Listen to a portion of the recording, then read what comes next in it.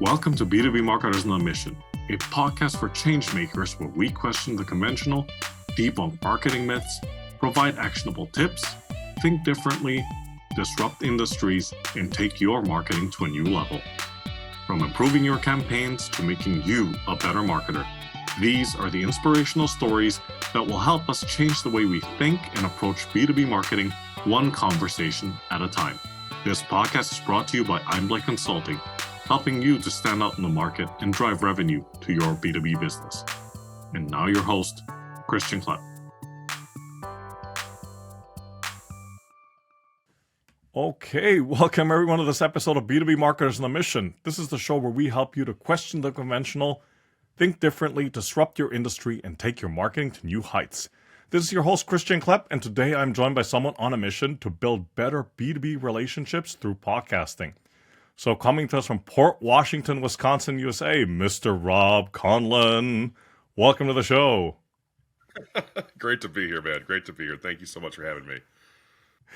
It's a pleasure to have you on the show, Robb. I think this has been several months in the making, if I'm not mistaken. But, man, really looking forward to it. Definitely. So several years, if you really think about it, from the long-term perspective. You and I have known each other for quite some time, so this is a very good thing. True.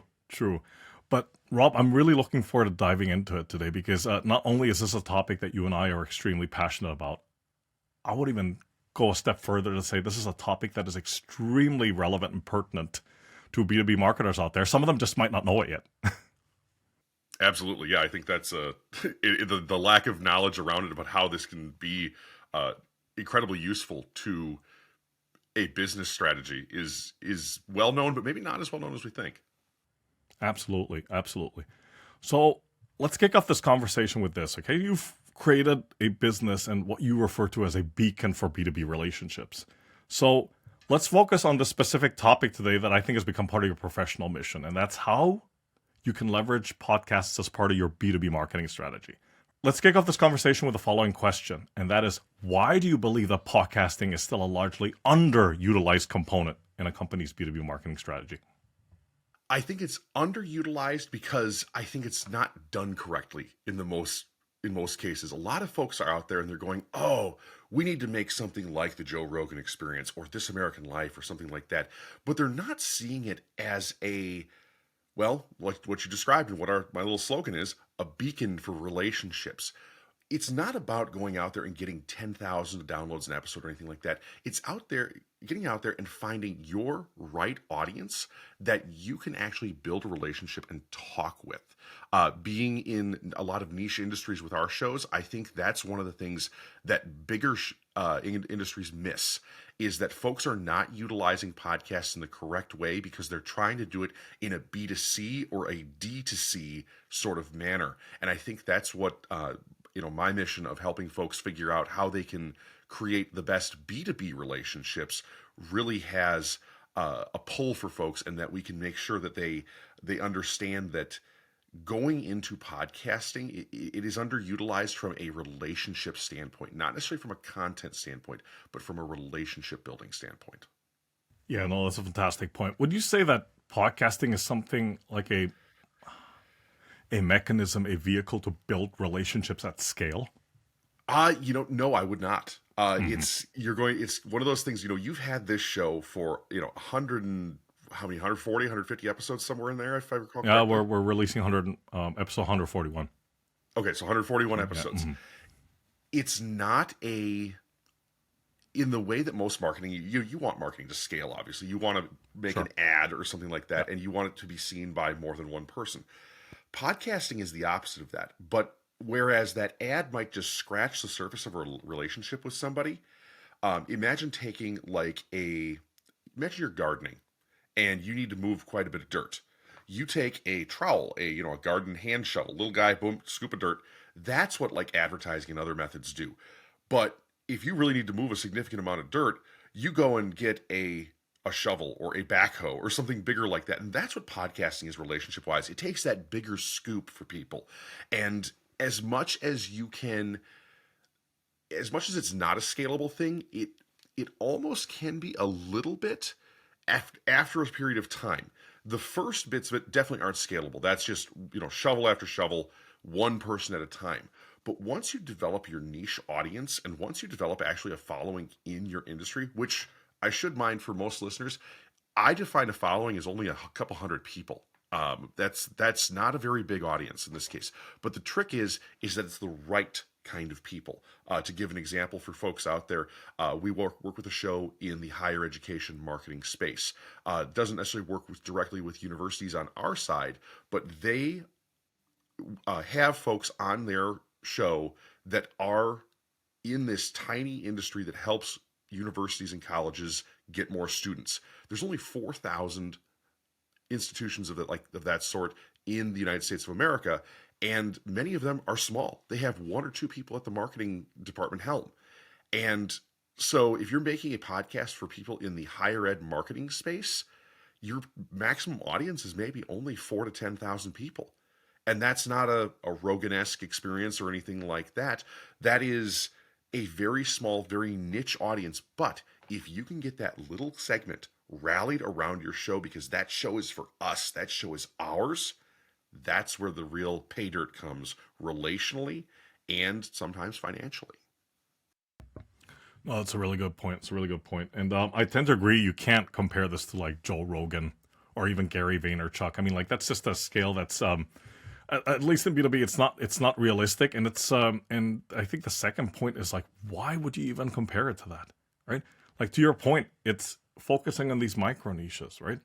Having these few hundred followers that are relevant, not only to your audience, but to the show, to your industry and so forth, right?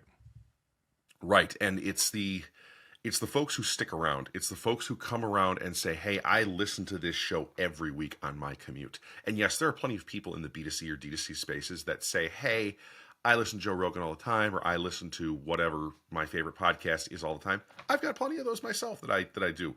But when it comes to learning, when it comes to B2B, when it comes to building relationships for sales and marketing and all of these things that a B2B podcast can enable, having that small niche audience where you really know that person, where that person takes the time to write an email to the host and say, hey man, I really enjoyed episode 127.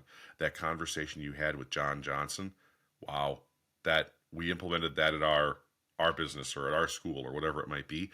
That is where you really can have the rubber hit the road. Again, it's not about making this mass consumption stuff. It's not about making things that go viral on YouTube. It's about making this niche content that helps people in the business space, but also builds that relationship with them in the business space. Exactly.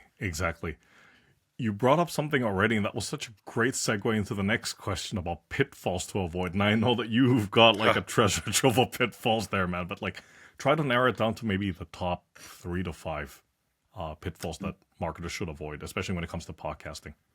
Sure. Number one, and this is probably like almost step 0 for most shows, what you're going to name your show. It's one of those things that can be really well done, or it can really sink your show. A lot of times folks think you have to be ultra clever. If we take your show, B2B Marketers on a Mission, it, as the British say, it tells you what's right on the tin, mate. Things like that. It's one of those things where you read the can and you know exactly what's inside it. You read the podcast, you know exactly what's inside of it. A lot of times, I had a gentleman who I talked to on LinkedIn the other day, and this was a couple months ago, and he's like, oh, I want to call my podcast, I think it was the Inkwell. And I'm like, okay. And he sold something along the lines of writing services for blogs or something like that. And it's like, okay, I can see where you're going with that, because yes, it's clever, it's very brandable and things like that, but I have no idea what it's about. The Inkwell, is it poetry? Is it an English literature podcast? I don't know what it is. So when folks build their shows, they need to be exceptionally descriptive in a short amount of time. B2B Marketers on a Mission, that is what this show is about. Innovative Legal Leadership, that is what that show is about. The Higher Ed Marketer, that's what that show is about. Very short, usually 3-4 words at most. Another great one, Toolbox for the Trades. You know exactly what each and every one of these things is about. So when somebody's naming their podcast, that's again step 0 almost. Second most important pitfall is, I would say, picking the right host. A lot of folks think, and this is, if you've ever seen the movie Ratatouille, there's the chef in there who's, anyone can cook. And I don't think anyone can podcast. And I'm sure I come across as maybe the villain of that show, Anton Ego in this case. But I don't think everybody should podcast. I think you have to have a certain amount of charisma. You have to have a certain amount of capability in a broadcast space for hosting one of these, and in order to draw the right questions and draw the right reactions out of people. The other thing is, you need some sales background in there as well. So selecting the right host for a show, I think is I'm going to go with 2 now, since we kind of called the first one 01. But that is the other pitfall, is not selecting the right host. Just because you're CEO, just because you're marketing director, just because you're VP of sales, doesn't necessarily make you the right person to host the show. I've seen tremendously successful people who are frontline salespeople with podcasts. A great example of this is Tom Alemo, who used to work for Gong a long time ago, but he had a great show where, he was a frontline sales guy, and his show, out of this world. He asked incredible questions. Super, super happy to have produced that show at one point in time. But the third pitfall, and this actually goes back with the host here, is this one I've been on a bit of a crusade for lately, is opening your podcast correctly. And you did this correctly in this episode. You introduced me. A lot of times hosts go out there and they say, hey, this is XYZ show, and I've got Christian Klepp as a guest. Christian, tell us about yourself. No, please don't do it that way. I hate those. I know it's horrible, and I hear it still far too much. Despite my ire against this opening style, the host's duty is to support the guest. And when you say tell us about yourself, that does not support your guest being a good guest on your show. There are no rails. If I say to you, Christian, tell me about your career so far, you might, because there's no rails, you might tell me about the time you worked fast food in high school. Because I didn't tell you, don't go back to high school. I said, hey, man, tell me about your career. And that's part of it. If somebody asked me, Rob, tell me about your career, I would probably start more recently, because I'm passionate about this question not being asked. But the old Rob, 5 years ago, Rob, before he became passionate about this question not being asked, would have probably started with at least 10 or 15 years back, going, this is what I did. I used to work in Major League Baseball for a little while, and then I went and I worked in the nonprofit and the fitness space, and like that. None of this is important to what we're doing here on your B2B podcast. So ditch the question of tell me about yourself, number one, and then as a cousin to that, ditch the opening question of how are you today? Nobody cares. Get to the content. How's the weather in Seattle? Those kinds of questions. That's a close third. It's a close third, man. Mm-hmm. Man, those are some great points. And, all of these struck a chord with me, as you well know, because we've had conversations about this more times than I care to count. Oh, yes. But picking the right, let me go down the list here, okay? So name your show. Absolutely. We've talked about it. I've written an article about it. Picking the right host is certainly an important component. But I'm going to ask you a follow-up question here, because this is probably something that a lot of people out there are struggling with. You might not be the perfect host, but there is a way to become that better host, correct? So even if you don't start out as a good one, right? Right. There's a great quote from Zig Ziglar, one of my favorites, that has actually helped fuel my life in many, many ways. You don't have to be good to start, but you have to start to be good. Yep. And that is, I think, a major thing that most folks, and I think it's why podcasts tend to die around episode 7. If folks don't know that, 60% or so of podcasts never make it episode 8. And I think it's because people face the roadblock of, oh gosh, this is actually something I need to do it day in and day out, but also they don't feel or see that personal growth as a host. So yes, while not everybody should have a podcast, folks have to start somewhere, obviously. And I want to make sure that people understand that, yes, you need to practice, just like a piano, just like a guitar, just like anything that is worth doing. practicing podcasting is huge. And I can tell you the one step to get ahead of the rest of the crowd very easily is to, just like elite athletes do, just like the LeBron Jameses and the Tom Bradys of the world, obviously they're both either retired or past their career, but the people who are at the absolute pinnacle of their sport or their craft, they watch their game tape. They watch how they played in the football game. Here in Wisconsin, Green Bay Packerland, you can bet Monday morning Jordan Love and the rest of the Green Bay Packers are sitting in that locker room and they're reviewing the tape from that Sunday's game. And it's all over the NFL. Hockey games, baseball games. Coaches make people watch tapes because that way you as a player, you as a host in this case, can have a critical eye towards your performance. And I will tell you that sometimes that process is uncomfortable. It makes people cringe. People hear their voices. I used to work in a call center, and people with quality audit, we would have some of the phone agents would really have a hard time hearing their voice on, being played back to them for quality assurance call sessions. And getting over that, I think, is one of the biggest things to be able to say, oh man, I really botched that question. And the other thing, and just had a LinkedIn post about this the other day, is the variance of how you host. And getting better as a host involves having a vocabulary bigger than awesome, great, I love that. Awesome, great, I love that. I love that. I love that. It's one of those things where you want to, and I think I just identified one that I've had in this. I say one of those things a lot. I know that, but it's up here and I'm working on it. So, and here's another one. That being said, another one I use very frequently.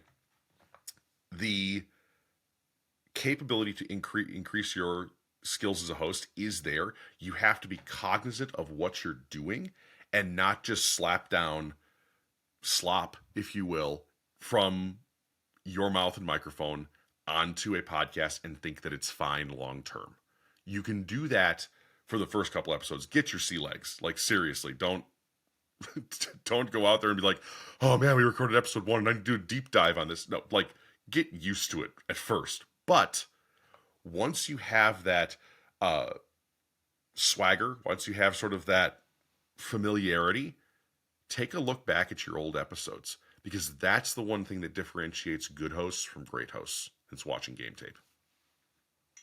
I love that. No, I'm just kidding. Like, thanks for sharing those insights. That's great.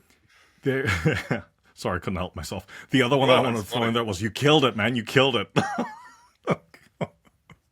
But you're absolutely right. In fact, I do that a lot. Like, I listen back to, because I do, I'm responsible for part of the post-production, at least, of this show. And I listen back to the recording, and I listen back to the way that I interviewed people and the way that I ask questions. Or I try to keep tab of how many gap fillers I use and try to eliminate them in the next interview. For example, I used to be notorious for constantly saying, right? And once in a while, a little still creeps in. And I try to get rid of that by just taking a deep breath and opening my mouth without having any sound coming out of it. So there's lots of different techniques, as you well know, right? Right. And the other thing I will tell folks too, that I don't think people say this enough, and this is funny coming from me as a fast-talking Midwesterner. Slow down. Slow down. It gives you not only the ability to have your listener think about what you said, it gives you time to think about what you're saying. One of the things I found that kills vocal pauses, the ums, the ahs, the that the most is slowing down and learning to pause rather than say, and that's another huge, great host tip that I think folks can really resonate with. Slow down. We talk fast, especially when we like somebody or know somebody. Absolutely. Absolutely. The other thing, and I just want to go back to this very quickly before we move on, but one of the things that you mentioned, which I think is so important, right? That hosts need to do their homework on the guests. And that goes back to the thing that you were mentioning in the beginning. You don't kick off the conversation by saying, okay, so we've got Robb on the show today. So Robb, why don't you tell us a little bit about us? Because for me, if I were the guest, that would send me a a very bad signal, which means that the host doesn't know anything about me, right? They kind of just had somebody book me on the show. He's got to go and do the interview. He's got his like boilerplate list of questions and etc. And there's not much else to be had in that conversation. And more often than not, at least in my experience, those conversations will run dry very quickly. There's not going to be much chemistry, and you're just going to be part of this, excuse me to everyone out there that's doing this, but this content churning assembly line. Yes. And I think assembly line was actually the exact term I was going to use. When you take a interview and you don't prepare for it, it's like taking two people, or say taking two kids, two children that are 8 or 9 years old, and putting them in a room together and saying, play together, you two. And those kids are at an age where like they know how to make friends and they know how to be, social and stuff like that. And you're like, well, you're a kid and you're a kid, play. Like, and they kind of look at each other like, no. And that's a real challenge with a lot of B2B podcasts, is a lot of hosts treat themselves as that 8 or 9 year old, and they just have their booking agent or whoever is managing that, or maybe they've done it themselves. They're just picking another, metaphorical 8 or 9 year old to be in the room with them, and they hope that they have a good time. So that's why I think you nail it there with so much of the preparation, and you can tell when somebody prepares for an interview and when somebody doesn't.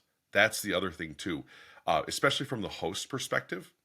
And that is the most telling thing I find that keeps me engaged in the podcast. Does the host know their stuff when it comes to the guest? And I firmly believe that there are plenty of things in plain sight for most guests that are incredibly easy to help you build deep relationships with them. Great places to find this if you are a host. Look at the bottom of their LinkedIn profile. There are volunteer opportunities from their past careers. There are things that they are passionate about. There are things that they follow.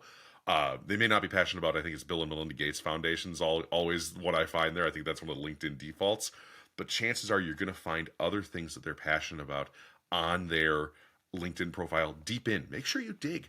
I have found some incredible things from people that I've been able to ask them about during their podcast. And there's these little secret nuggets.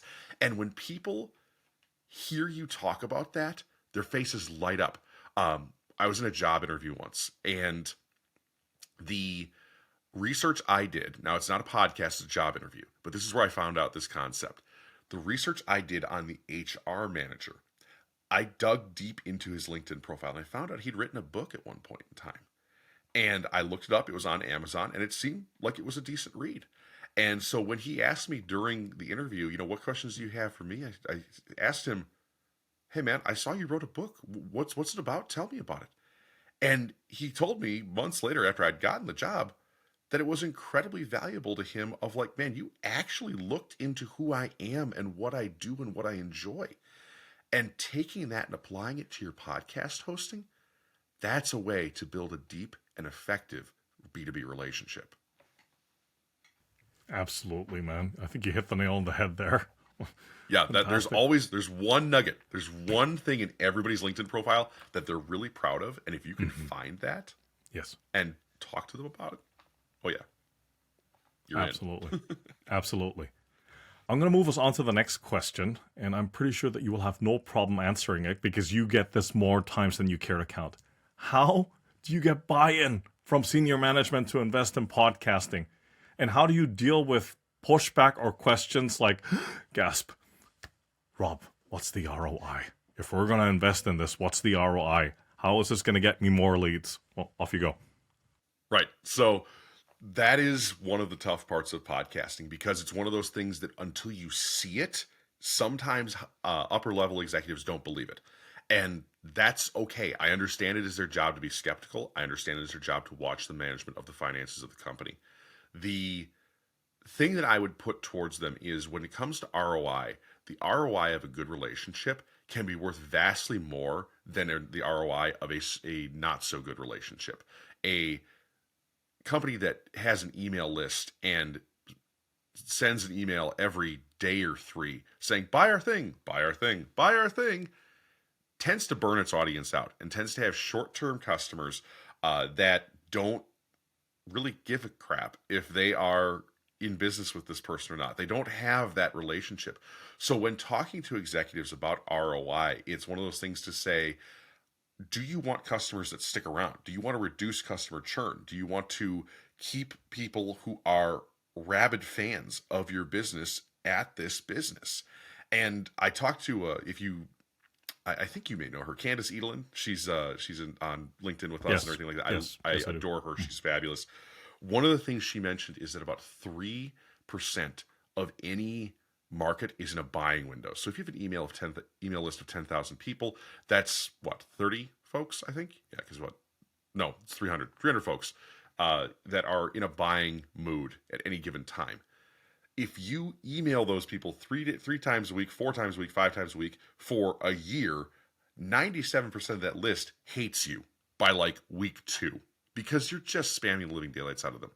But if you took those same 10,000 customers, or even a fraction of those 10,000 customers, and spent the time with them on a podcast, you would build deeper relationships with people that were far more likely to buy your product and far more likely to stick with your product for the long term, especially when you have a product or service that is higher than 6 figures. Think specialty software, think marketing engagements, think all of these things. It's one of those case studies, and this is one of my favorite case studies that has been done with this, of a show out there that we work with in the legal space. They hunt down, if you will, for their guests, the general counsels of Fortune 500 companies. Now, what I tell a lot of folks here is that if you try to cold call a GC or cold email a GC, you know that thing's either going right into a spam inbox or a trash can or that gatekeeper secretary person. It's a prayer in the wind, essentially. Right, exactly. And I think you could call 100 times. You know, pick your favorite Fortune 500. Let's pick McDonald's because right now nobody can afford McDonald's. And say, hey, I want to talk to your general counsel about our legal software. And that gatekeeper is going to put you in some voicemail that's never checked for the legal department, and you're going to call that number all day, every day for a year, and nobody's ever going to pick up or get back to you or anything like that. And podcasting allows you to circumvent that by saying, hey, would you like to come make some content with us? There's no strings attached, and for the executives out there who are like, and then you sell them, right? It's like, no, this is a relationship building tool. Get people to know you, like you, and trust you. And that's when you pull the trigger on saying, does it make sense for us to work together? And again, it's not a, hey, buy my thing. It's, does it make sense to us to work together? Given the relationship that we've built, given the time that we've spent together, you've mentioned that these things are hurting or damaging your experience in business. Did you know I can fix 1 or 2 of those? And if the answer is yes, and if you've done a good job of making this thing here, that particular relationship can be worth $400,000 a year. I've seen it done with this exact legal podcast. That was the number that it took for them to sign MasterCard as a client, which is awesome. And the nice thing is that their platform is a yearly recurring subscription model. So every time MasterCard has to come bid their cases out in the platform that my customer sells, they shell out almost $500,000 a year. That is an incredible return on investment when you are spending, 1 to 2% of that on production every month.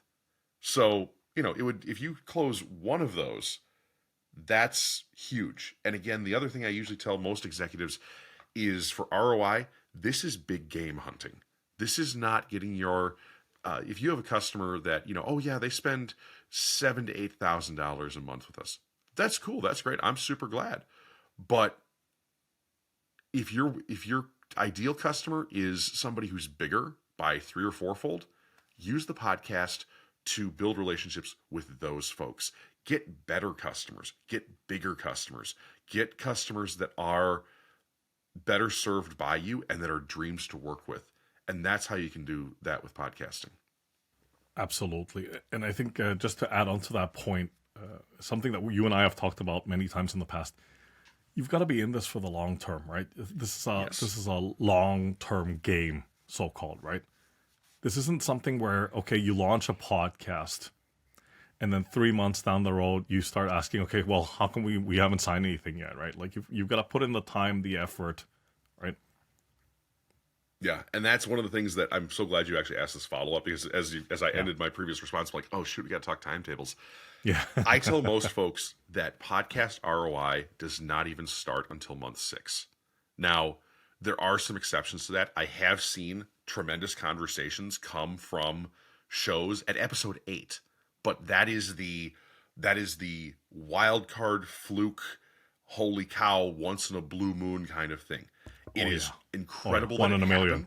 happened. Yeah, at least 1 in 10,000. I mean, it is the long shot. It is not impossible, but it is the long shot. And I think a lot of folks in the executive space need to understand that when you make 8 podcasts, like, you have barely started with podcasting. And to have somebody who is interested in what you're doing in the first 8 episodes is just short of miraculous in this case, because you've timed it right. You found one of that 3% of your market that's in a buying mood, which is great. And that should be taken and run with, which is outstanding. But the big thing to remember is that relationships and relational sales take time. I tell most folks that the expected window, we should start to see an uptick of traction around month 6 and things like that. But for most folks, 9 to 18 months, that's, 3/4 to a year and a half of constant weekly production to build your show in its niche and to start to become an authority there. That's when you're going to start to see the results of saying, hey, I am getting ROI from this. And keep in mind that if somebody, just to use my own company as an example, this is probably a $50,000 to $100,000 investment in that case with your production studio and things like that. So that's where I would start with that, and then look at how those relationships, those 100 relationships, if you do this, say you do it for 2 years, there's 104 weeks in 2 years. Those 104 relationships are going to be incredibly more valuable to anybody than the email blasts you've done in the same time, because these will be people who will not only respect your brand, respect who you are, but they'll also introduce you to their networks. And that's the other aspect of podcasting that it's a hidden aspect. It's kind of like dark web, is that people will talk about your show to other people. Oh yeah, I was just on a podcast the other day. Yeah, it's this guy Christian Klepp, and yeah, we talked about B2B marketing a lot. It was great, and I got a chance to explain what podcasting is good for and things like that, and I had a really great time. And that sort of interpersonal relationship that comes from the second tier, that can be incredibly valuable as well. Absolutely. Absolutely. I had a kind of a follow-up question now based on what you've said in the past couple of minutes, and I should have brought this up earlier.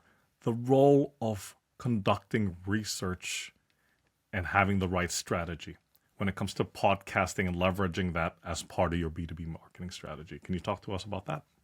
So research in this case is a little tough, because it's one of those things that you have your own market research, but a lot of the data that would make for great podcast market research is actually held by Spotify and Apple, and they don't share it in this case. So when we look at the research that it takes to say, does there need to be a podcast in this space?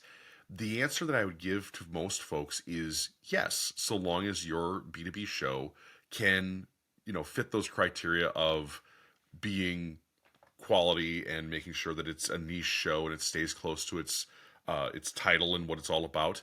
But if somebody's looking to say, like, how many listeners are out there for marketing podcasts right now, nobody knows that, which is really a bummer. And it's actually one of those things that I hate about this industry, that the data is held, number one, by really big corporations who don't care about the rest of us, and number two, that it is tightly held, and that there's this anonymity out there that the average Joe or Jane can't access. So back to your question about research and things like that, as far as how people should be researching things, what I do for folks when creating a show concept for them is I go hunting in their niche for how many shows are out there, and I count. And describe what I'm trying to look for in the search bars in very differing ways sometimes. To give you an example, we used to have a show that was in the environmental, social, and governance space, ESG, which folks will know.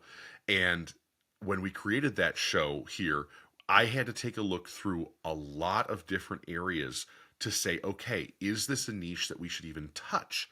The good news was when we made that show, ESG as a concept was sort of on the rise. And we saw there was a definitive lack of podcasts in that space. So we said, okay, this is something we should go into. So when folks are looking at their research for their podcast, paying attention to how full the niche is important. At the same time, if you're in a really crowded niche like this one is, B2B marketing and B2B sales, at the end of the day, your podcast is not necessarily an audience tool. It is a sales tool. And the research and the marketing research that you do around that should not necessarily be for getting it to a wider audience, but for converting your guests into customers. Right. Absolutely. I think where I was going with that question, Rob, was more of like, when a client comes to you and says, okay, we want to launch a podcast, and it was more about like defining, like, going back to something as basic as, okay, what the name of the podcast is going to be, and also what the show is going to be about, and who the ideal audience or listeners are, right? I mean, for that, I think some kind of strategy and some kind of research would be helpful in a way. Right, I agree. Yeah. And that is, back to the point I made earlier about like look in the space, number one. Yeah. But number two, I think the question that you'd want to look at is like go take a look at the keywords that your website shows up for.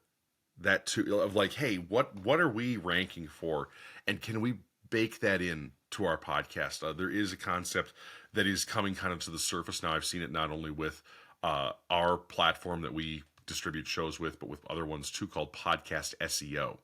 And that is something I as a professional in my space have to learn more about. I by trade am a salesperson, not marketer in this case, so I am pushing for my own learning on that. But taking a peek at how you brand your show, how you build your show is going to be incredibly important. The strategy I would give to folks about that is to have a master strategy document and to take a look at what's in your space already. And by doing research, by listening to and watching other shows that are in your space, take the pieces of those that you like and put them into kind of this cooking pot, if you will.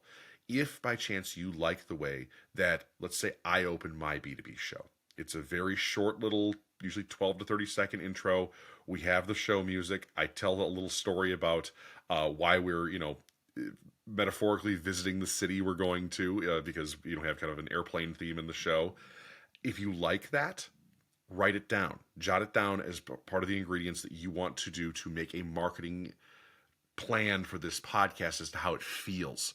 The other parts of that is, find out what works in your space. Who are the top shows? When I type in B2B in Spotify's search thing, what shows up? Is that close to what I'm looking for? If I am a trades-based podcast, if I type trades in there, what shows up? If I type higher education in there, what shows up? If I type banking in there, what do I see? Do these little keyword researches to see what folks are going to look at, because from my experience, listeners tend to search around one or two terms for a podcast.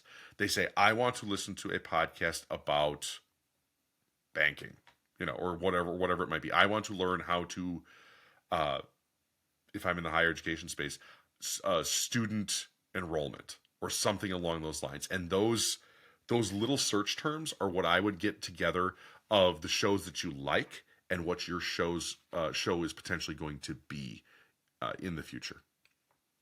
Fantastic tips there, man. And the next question was going to be about actionable tips. And you've given us plenty already, but let's just try to summarize it to like maybe the top 3 to 5. If somebody were listening to this show, between this conversation between you and I, what are 3 to 5 things you want them to walk away with in terms of leveraging podcasts as part of their marketing strategy?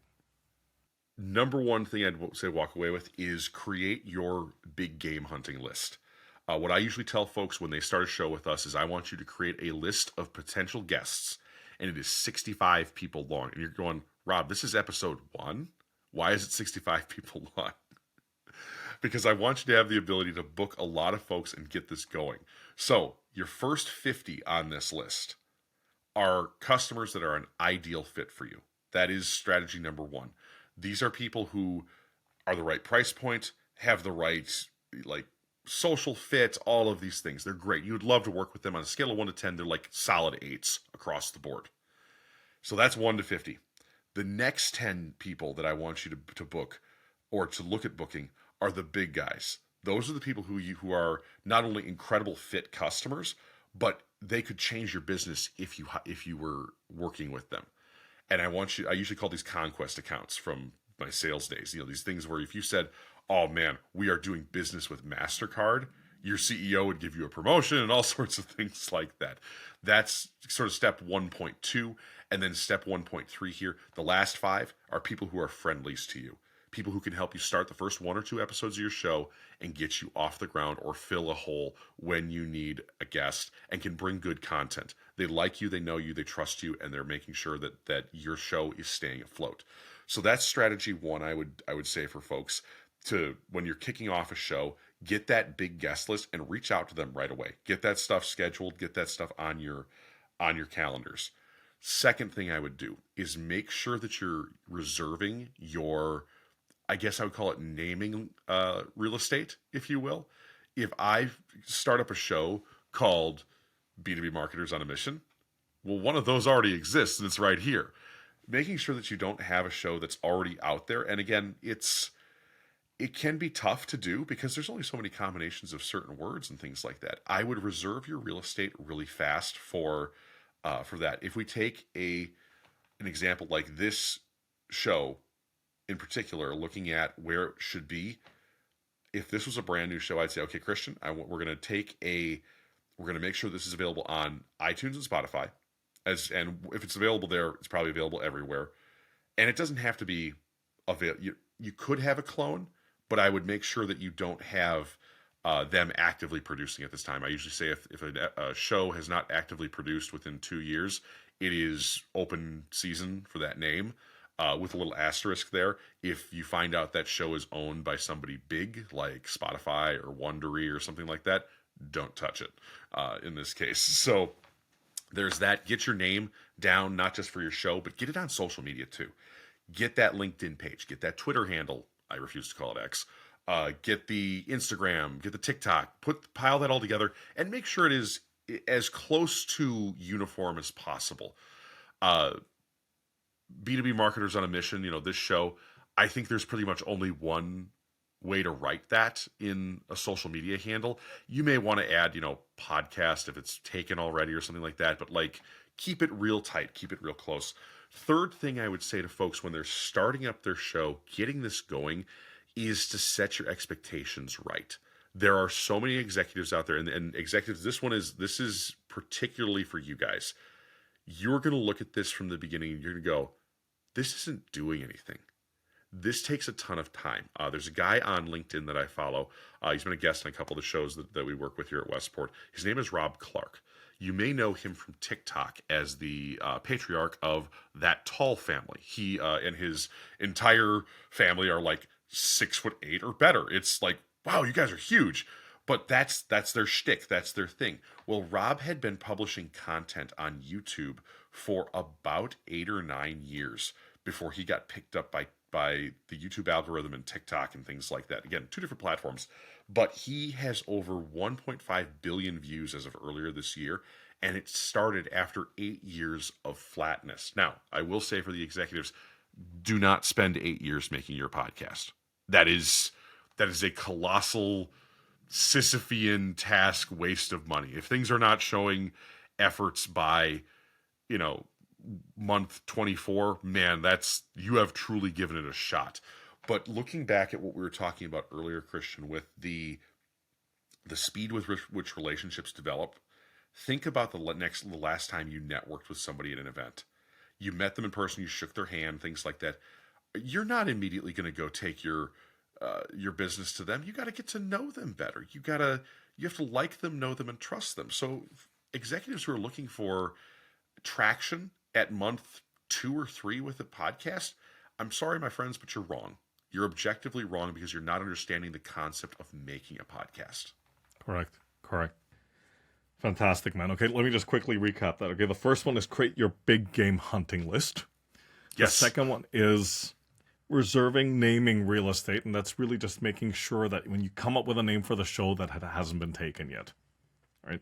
Or that it hasn't been, it's not in active use. Yeah. Yeah, or it's not owned by like Spotify or one of the big corporations, right? In which case you should just stay away. And the third one, which I think would be like really, really important, is like setting the expectations right from the get-go. Yes. All right. Fantastic. Rob, I got 2 more questions before I let you go today. All right. So please stay on your soapbox a while longer. A status quo that you passionately disagree with, and why? Yeah. The one that I think that I've seen people put forward lately is that, the interview-based podcast is dead or dying, or there's too many of those. Yeah. And I think that everybody's consistently trying to push like whatever's new and hot, and that's cool. I don't mind innovation, but I really think that there is something that, for tens of thousands of years, human beings have sat down across from each other and they've had conversations and they've told stories and they've done all these things that are really face to face. That when you look at it, Christian, you and I are meeting via a virtual platform over something called the internet that is probably one of the 7 modern wonders of the world. But at the same time, you and I are having an eye-contacted, face-to-face conversation. We live 700 miles apart.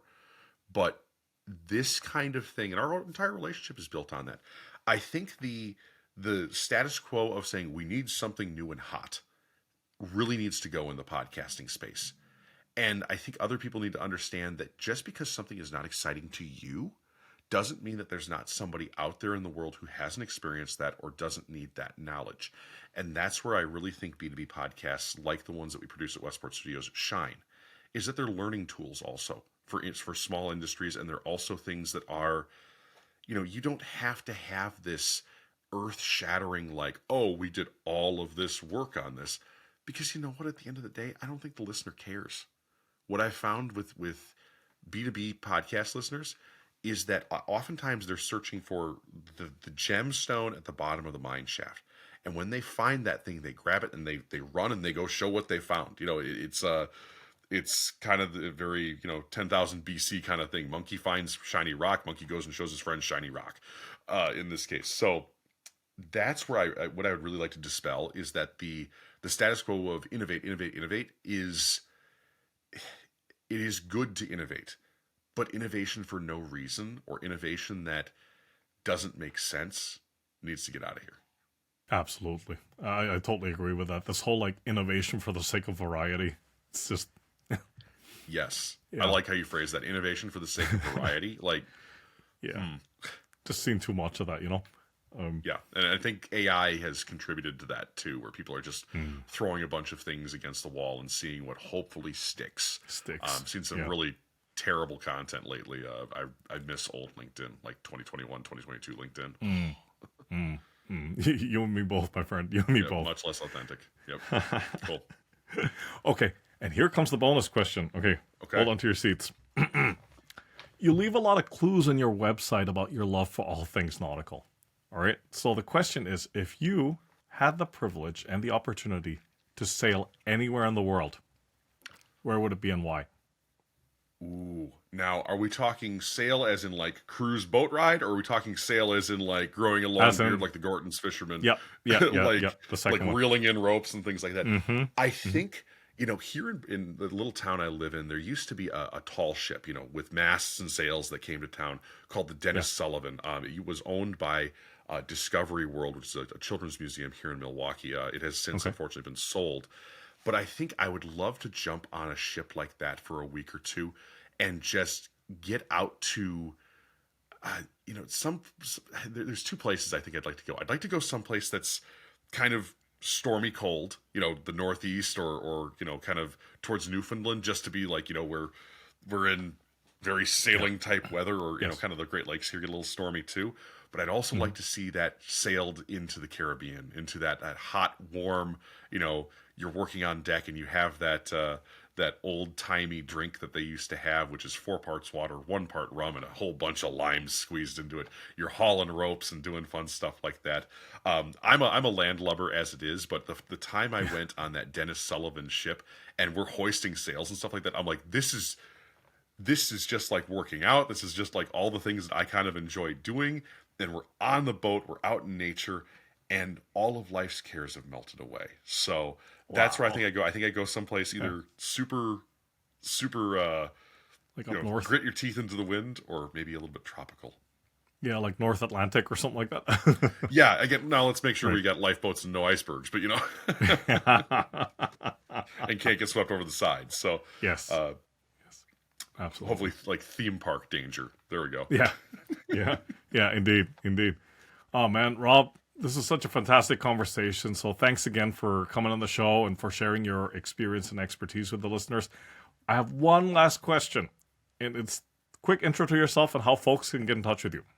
Sure. Well, best way to do it is on LinkedIn. I love getting on there, and I try to create very authentic content. There's a lot of things you can follow me on there, whether it's my B2B podcast journey, whether it's, what's going on in life, or, I actually have this other little channel I started called Face Gains. It's about my fitness journey. That's going on other platforms than LinkedIn, but those are the 3 main areas you can find me. I'm open to pretty much any connection as long as you're not going to pitch me. That's the big kind of like no I've got. But there's that, and of course you can always, if you want to catch more of my voice and things like that, there's B2B Business Class wherever you get your podcasts. It's a fun time, and we've had you on the show, and we've had some really great conversations with a whole bunch of folks around the industry. So feel free to reach out and connect up, because that's what I found has driven my life to amazing new heights. Fantastic. Rob, once again, thanks for your time. Take care, stay safe, and talk to you soon. Can do, my friend. We'll see you later.